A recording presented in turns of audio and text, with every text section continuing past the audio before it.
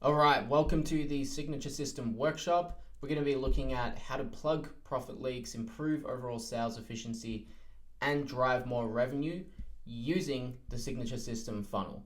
Now, why is this important? Because the way buyers buy has changed.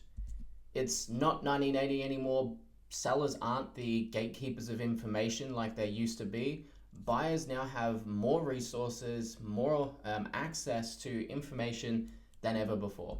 And it's not even just 2015 anymore. COVID shifted a lot of mentalities and a lot of people's abilities when it comes to researching information. So buyers these days are more aware of their options. They know how to go and find their research independently because they had to when they were forced to work from home.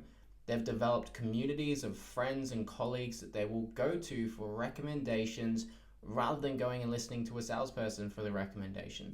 So they're obviously going to value that input way more than a salesperson. And they expect more from companies than ever before. They want to make sure that whatever they're being offered or promised is going to get delivered, because let's be honest, a lot of companies have let a lot of customers down over the years.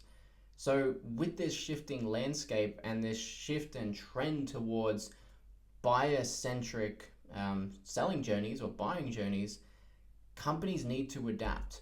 And the ones that aren't adapting are seeing decreasing conversion rates, they're seeing rising cost per acquisitions, way longer sales cycles, and shrinking profit margins. All of that obviously is a bad recipe for company success. Because the game has changed, and you can't argue this anymore. The facts, the figures, everything is pointing towards this realization that the way people buy is just not the same as it used to be 5, 10, 20 years ago. So in this training, I'm going to be covering how to use the Signature System funnel to accelerate pipeline velocity, increase your profit margins, and drastically improve sales efficiency whilst actually spending less time selling. When this system is in full flight, the hourly output of sellers in the system is dramatically higher than anything else I've seen. So they're able to get the same results that they've been getting in half the time, sometimes even less. In my case, it was 75% less than what I was before using more of an outdated system. So why listen to me? I don't want to spend 10, 20 minutes going on about my background or anything like that. It's obviously not what you're here for. But here's a handful of the companies that I've worked with over the last 5, 10 years, refining and redefining their revenue systems. And here's some of the results that they've got. So as you can see, a lot of the time it's been spent with startups, going anywhere from 0 to 6, 7, even 8 figures in that time. And the big realization that I had early in my sales career was that the standard sales models are broken. And it's been destroying businesses' profits. The first business I ever worked sales in went bust because they were running this model. Not because they had a bad team or they had a bad offer, but because they were running the wrong model. And it had a trickle-down effect, causing unhappy clients, unhappy team, and eventually the business closing down. Which is in direct contrast to what I'm seeing with my clients, where we're getting conversion rates of 75% and higher. We're getting cheaper cost per acquisitions than they've ever seen. The sales cycles are shrinking month on month, and we're expanding profit margins rather than losing them as the company scales. Obviously, some companies will lose profit margins depending on the service offering and what it is that they do. But in my case, with a lot of service companies that I work with, we are actually expanding the profit margins by creating a more efficient sales process, because we're bringing down those cost per acquisitions. We're needing less team because the time efficiency of the overall system is more effective. Therefore, the overall investment required to get those returns is shrinking month on month until this is in full flight. And then we're left with a very solid profit margin rather than losing 40, 50% of it just to acquire a client. So where are founders going wrong? Well, they're being taught the wrong models. And most of the time it falls back to this reverse headcount modeling system.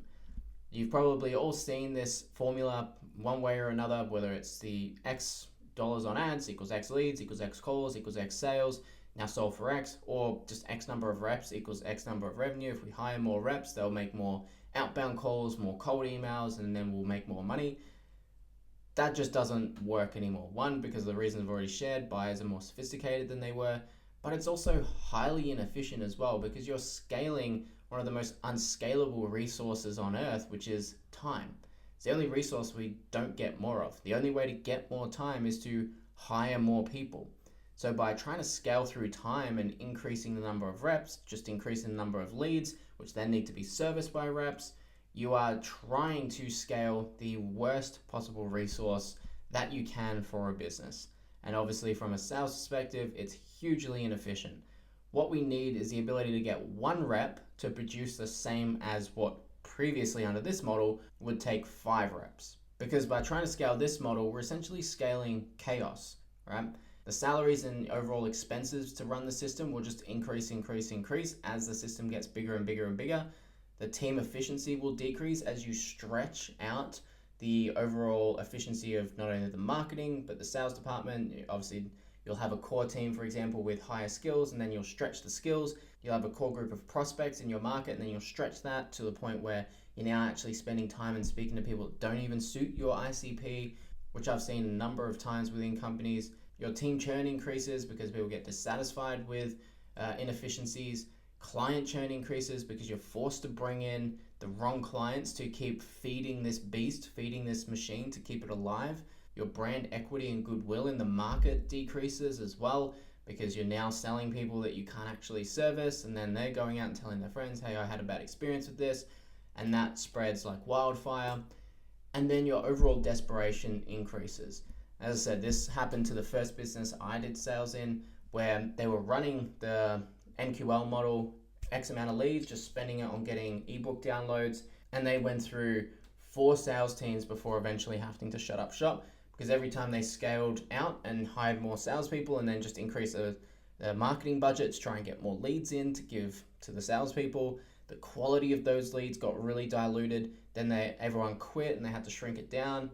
Then they would get some rhythm again because they were focused on a narrow audience. They would hire back out, and it would just went through this expand and contract process over the course of a few years and a few sales teams, till the point where, because the sales teams were forced to sell people that they shouldn't be selling just to hit their numbers, hit their KPIs, and obviously get paid, feed their families, that was resulting in bad client experiences, bad clients in general, clients that shouldn't be at the company, that eventually revolted and obviously all demanded their money back, and it led to the company collapsing. We won't go into that whole story here, but the company ended up collapsing because of that. So what needs to change in this overall process? Firstly, we need to shift the mindset. The way you think about revenue creation will influence the actions you take. So this includes getting rid of the mindset that a lead is a lead. A lead is not just a lead. A lead is a person. All leads are not equal. All people are not equal. We're all different, right?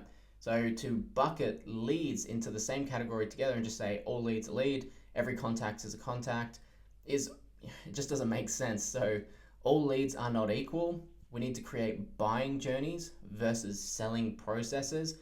A subtle but very big distinction. We need standardized definitions of pipeline. We need to know exactly what measurements we're aiming for and what constitutes success, not just did we get more leads in today. We also need to start scaling simplicity, not the chaos that I just mentioned before, and also have a focus on return on time, not just return on investment. Return on time being how efficient is the system. For every hour that we're paying someone to do a task within the company, or for every hour that's spent on a specific activity, what sort of return are we generating for that? There's a lot of time, especially in some venture funding companies that I've consulted to, you'll see that their return on time is actually below what they're investing on time. Right? So because they've got the influx of capital and investment resources to play with, they're just expanding, not paying attention to this overall return on time, and they actually are spending more per hour than they are bringing in. So return on time is just as important as return on investment. So what's the overall aim of this mindset shift? To build better buying experiences. Not selling processes, buying experiences. We need to make it about the buyer, about the customer, make it customer centric. Because ultimately, at the end of the day, that's what we're trying to create. A profitable buying journey. Not just get more leads, get more pitches. We want to create a profitable buying journey. And as the business expands, these journeys are going to get more and more complex, because you might have a tight-knit group of people that already know about your service, your offer, etc.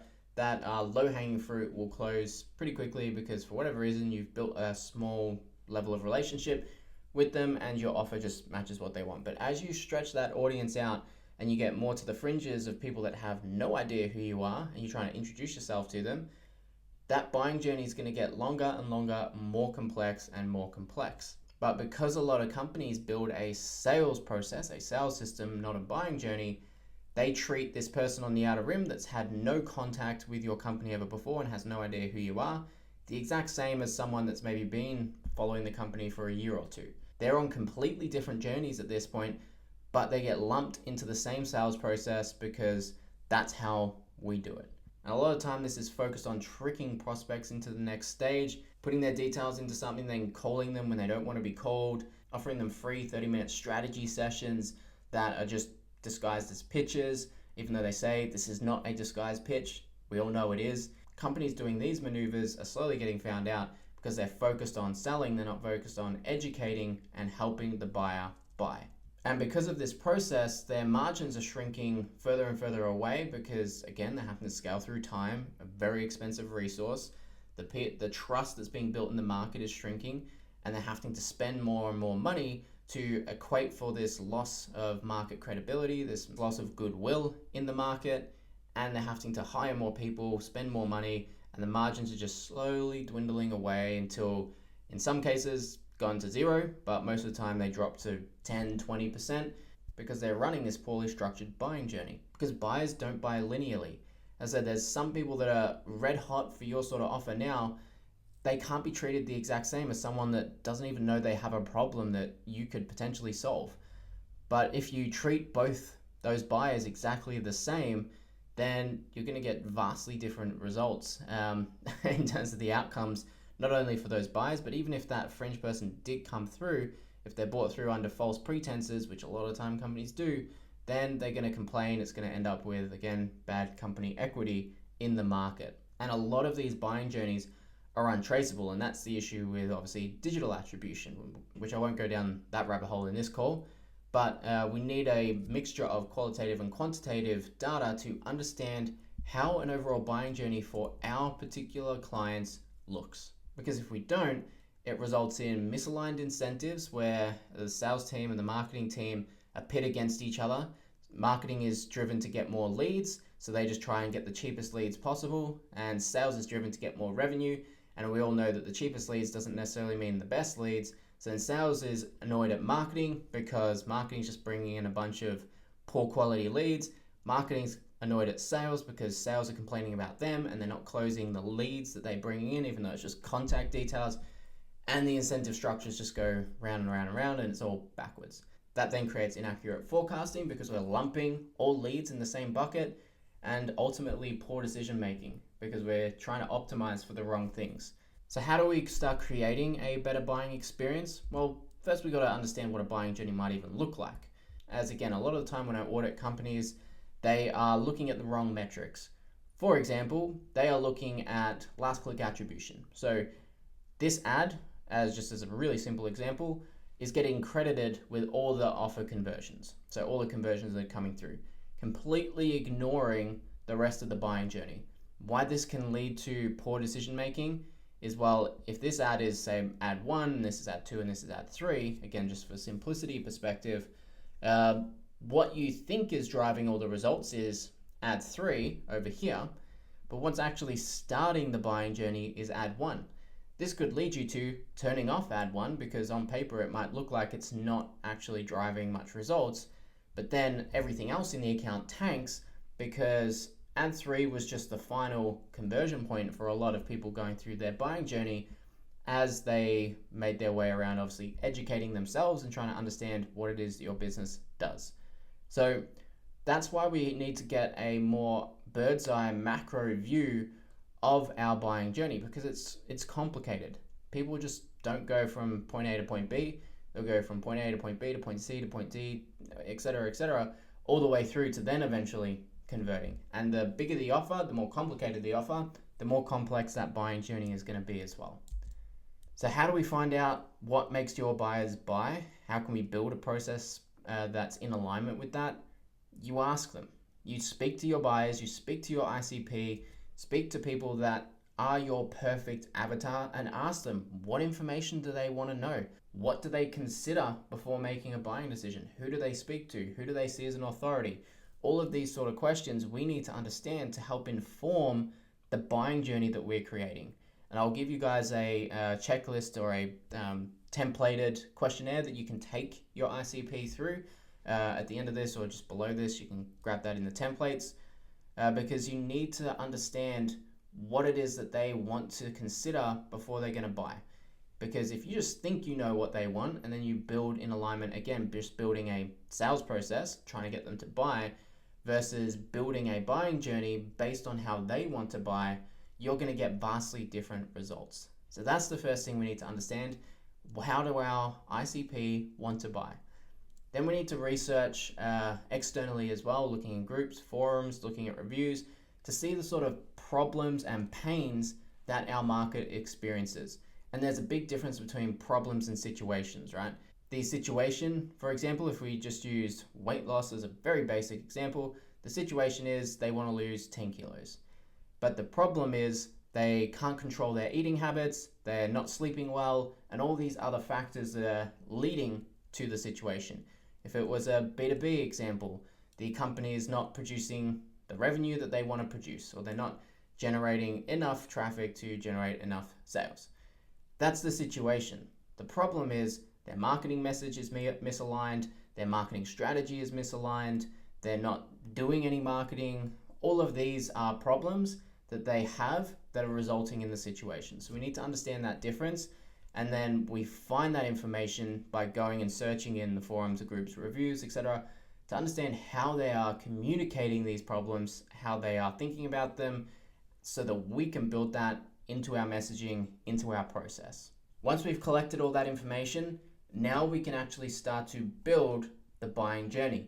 We can start to structure it in a way that's in alignment with the pains and problems that we found in our market research, how our ICP told us they want to buy, the sort of information they said they want to have before they speak to a salesperson, so that we know that we're building something that is in alignment with how our market wants to buy, not direct opposite. So to do this, we obviously need to know our audience better than everyone else. Then from there, we need to create an influence conversion ecosystem where, even though we are creating this buying journey for them, that we can have the touch points and the influence along this process to obviously help sway that journey in our favor as a company. So I'll just shift screens quickly to an example ecosystem that you can start to build, just a high level one. It's obviously not going to have all the nuances in it, but I'll just jump across to that.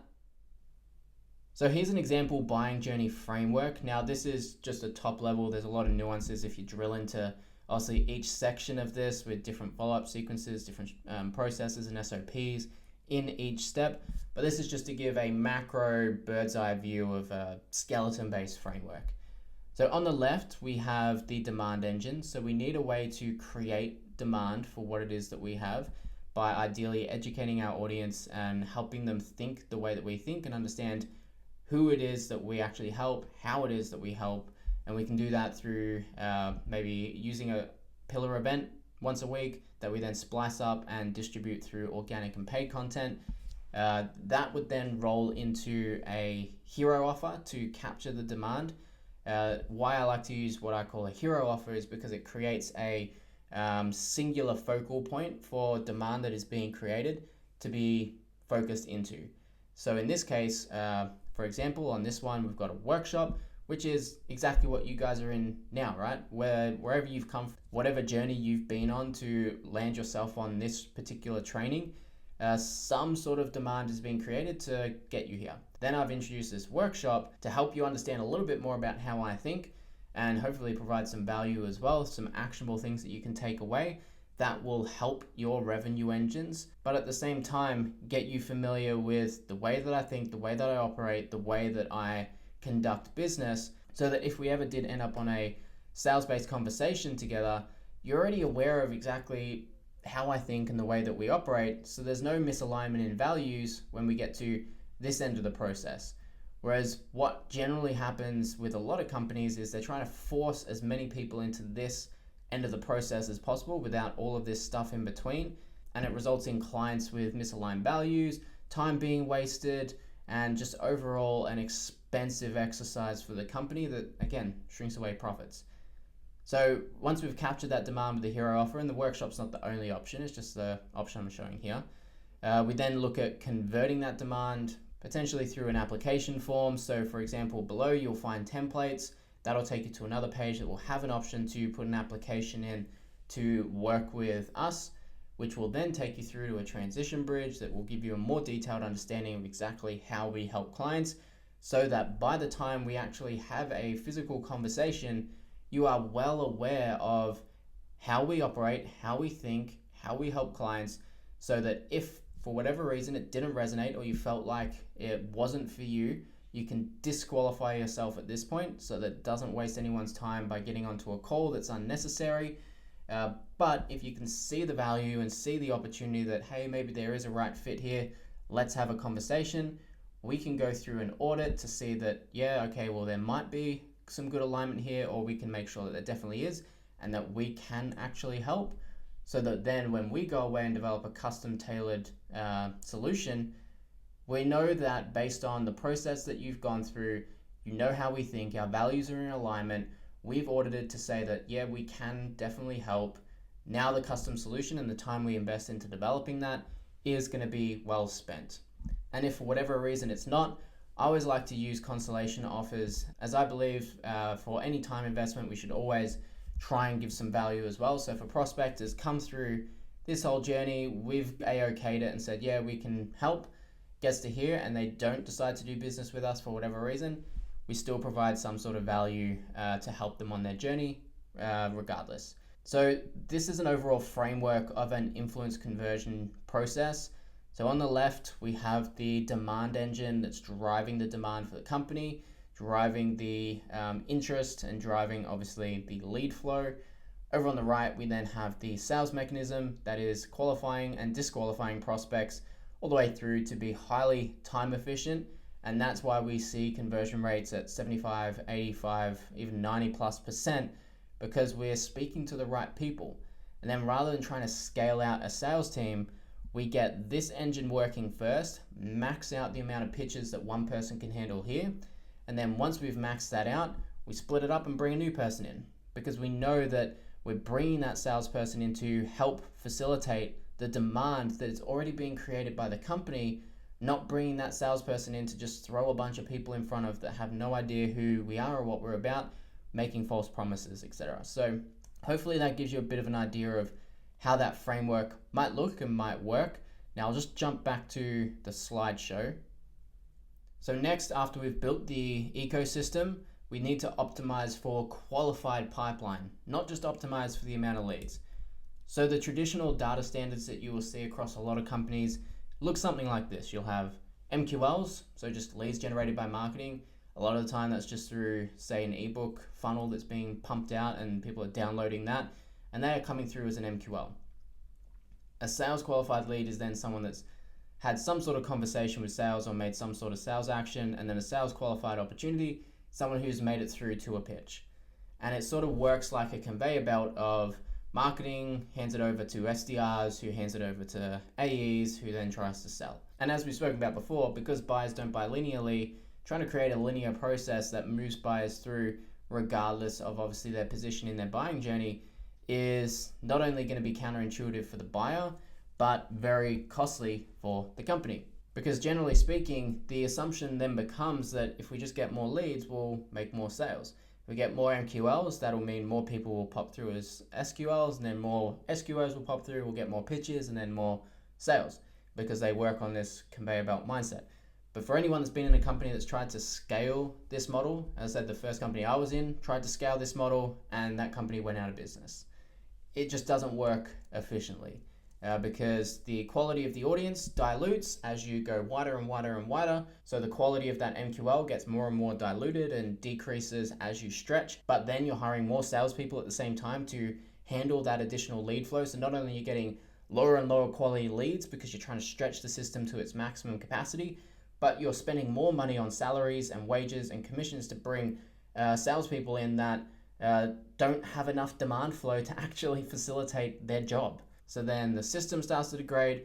Most of your sales team don't hit quota. Most of them don't hit their targets because you're not supplying the demand for them, because you're running an outdated and inefficient model that just doesn't work today. So after bashing all that, what can you do instead? Now, the measurement standard I follow is called Hero Pipeline. It was introduced by a company called Refine Labs and stands for High Intent Revenue Opportunities. So essentially it breaks down to at what point in the buying process does a particular lead from a particular source convert at 25% or higher. So lead to conversion. So that means you've got to start breaking out your lead sources. So not all MQLs are equal. You've got to understand where those leads have actually come from, because again, not all leads are equal. So declared pipeline, for example, leads that have directly come to your website and said that they want to speak to sales are obviously going to convert way higher than a lot of other channels. You might have your outbound or ABM teams going out and you can see that the journey doesn't reach until stage 4. If that stage 4 was, say, meeting booked, they don't convert at over 25% until they reach stage 4. So none of the contacts being generated in this period would be counted as pipeline.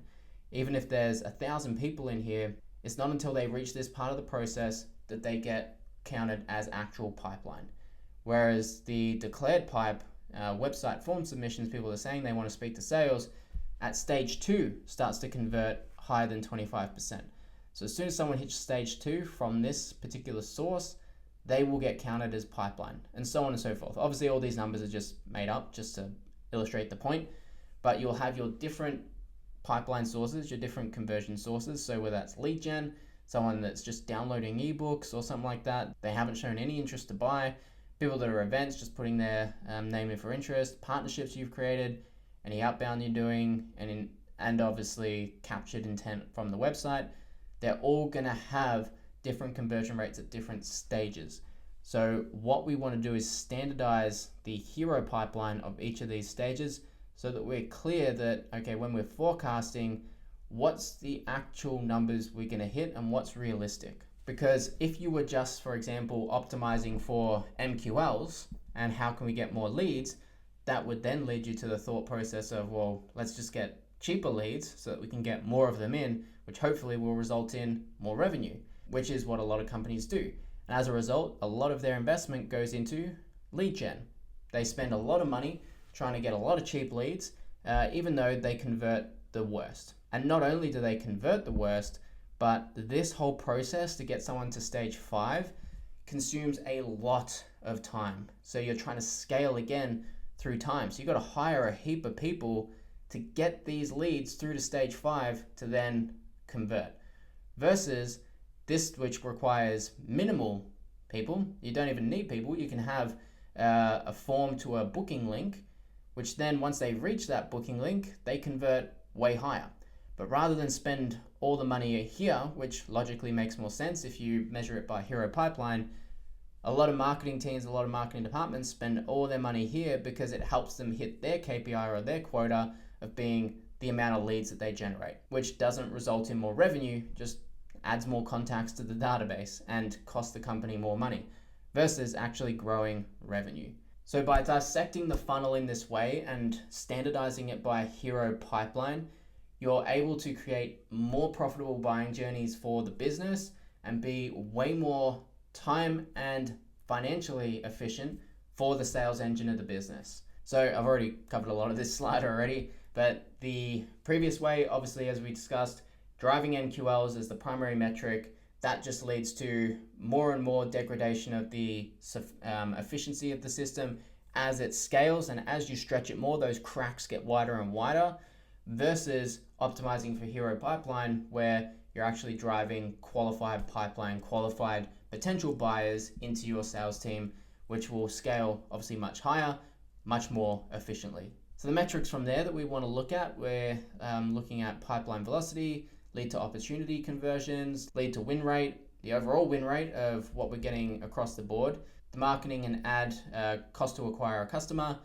the CAC payback period, the blended marketing return on investment, and the overall return on time. So I'll provide some extra additional resources to break these down just so we don't go too overtime on this call. And lastly, the next step or final step is to really start to leverage this out. So if you're a founder that's either in the sales trenches right now, still selling, or you're a founder that has a small sales team, or you've tried to scale a sales team and it keeps going through that expansion contraction journey that I mentioned the first company I was at did. Once you've got these previous steps in place, you've got the data standards in place, you've got the frameworks, etc., you can then start to look at recruitment, automations, reducing the cost per acquisition, improving the conversion rates, improving the lifetime value, pipeline velocity, the overall retention of your clients as well, and your general profit margins. This will start to leverage more of your business to keep more money in the business, drive more revenue, not just trying to drive more leads to increase revenue, but actually just making the overall machine way more efficient from a demand perspective, from a sales perspective, from a customer retention perspective. The machine in itself just needs to be more efficient.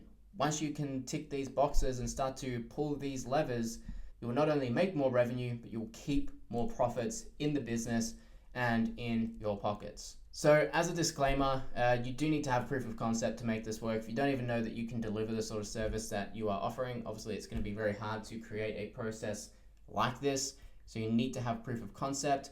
There is going to be a degree of testing to get something like this to work, to build out a system that is buyer-centric.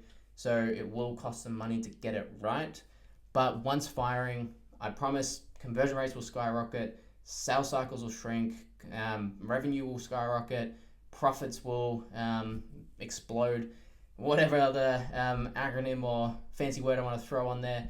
Things just get better. Things get way more efficient, things get way more profitable, and the business has much more ability to scale versus some of the other models that we've discussed already.